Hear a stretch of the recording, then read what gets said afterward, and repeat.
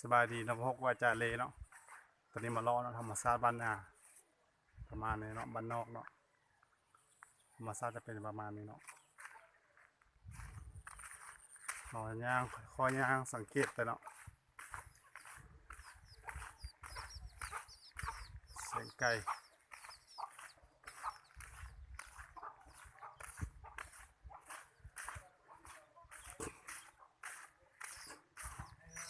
จะได้มีเนาะฮะย่างเลาะจะได้ฮะจอดแค่เหือแค่ยิงใส่อ๋อมีตะกี้จะไม่ได้เป็นเลยเนาะอันนี้เนาะพิการนี่เนาะไปตัดไม้แล้วเป็นวะลองเล่าให้ฟังดูไปเลยไม้สิวะเลยไหม